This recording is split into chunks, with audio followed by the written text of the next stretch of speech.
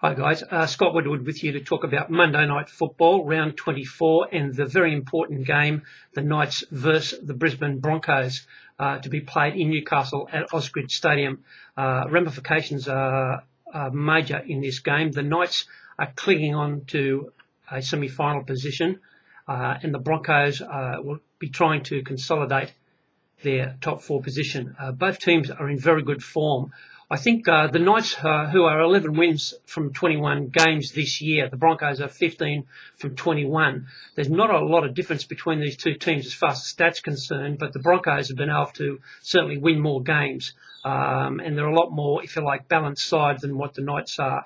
The Knights, it's fair to say, have had a lot more injuries than what the Broncos have got, and they actually come into this game carrying some question marks on some key players.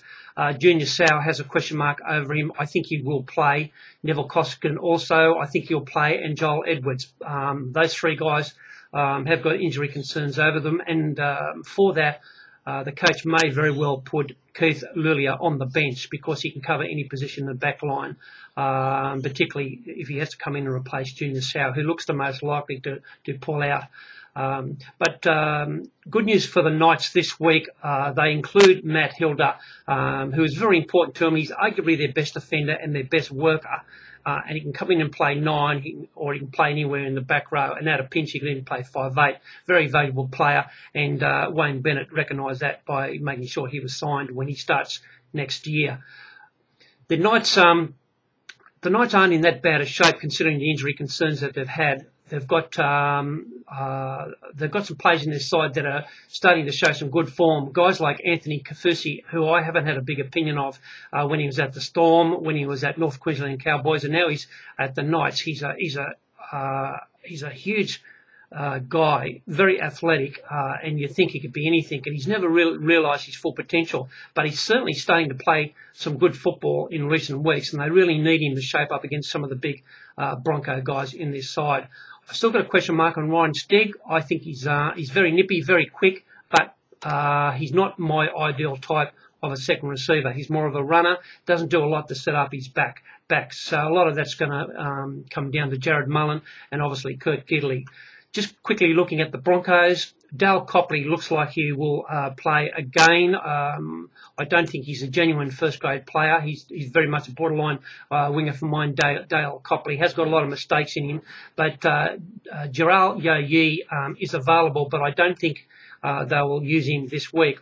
He's too valuable for them with the semis coming up, and the same can be said for Ben Hannant. He's also available. They would play him if it was a grand final. But based on what we saw last week, Josh Maguire looks like he's set in one of those starting prop positions for the rest of the season. He was fantastic last week, and he's playing up to his potential. Scott Anderson, he may be the guy in weeks to come that will make way for Ben Hannant. Not that I'm a big rat for Ben Hannant, but the coach seems to be.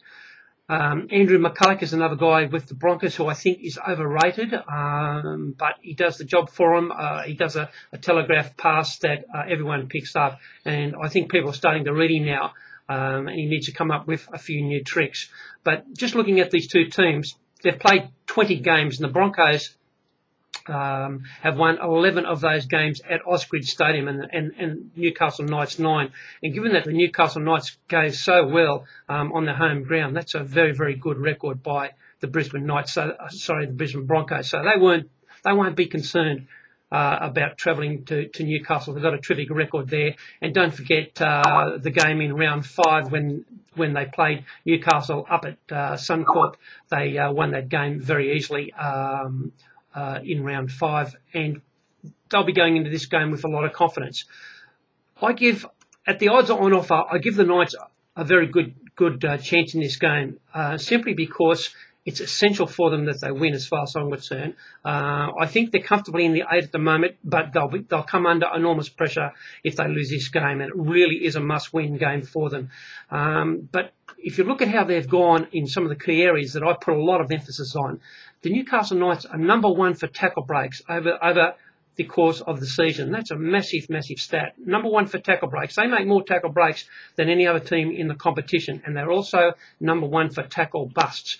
So tackle breaks and tackle busts, they're number 1. That's a fantastic effort.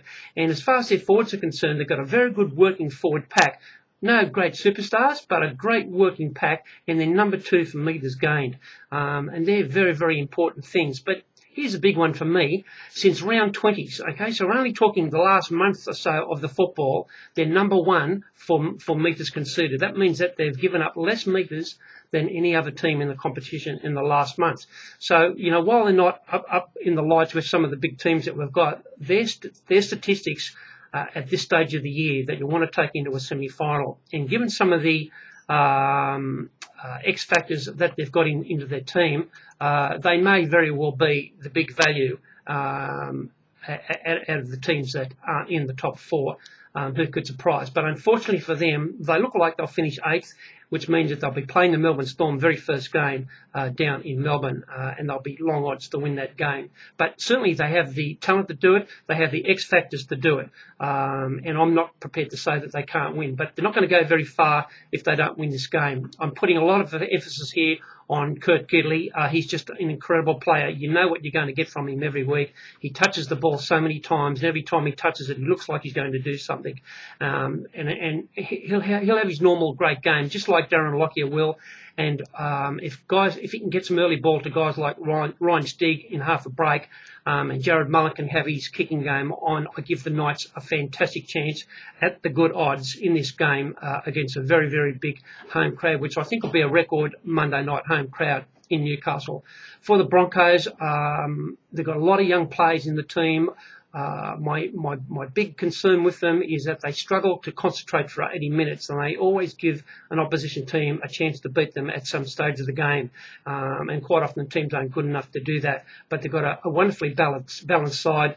To have Matt Gillette on the bench will give you an idea how well they're travelling, and I think he's world class. So they're going okay to have a guy like that on the bench. And Ben Teo, who is also a state of origin quality type player. He's also on the bench. And David Haller, who I have a high regard for and I think has a big future, he's also on the bench. So they're in great shape, the Broncos, as far as forward's concerned. This will be Darren Lockyer's last ever game at Newcastle, and we know he'll combine with Peter Wallace and give the Broncos a great chance in this game. Whatever happens here, I don't think that there'll be a lot in this game. I think it'll be a close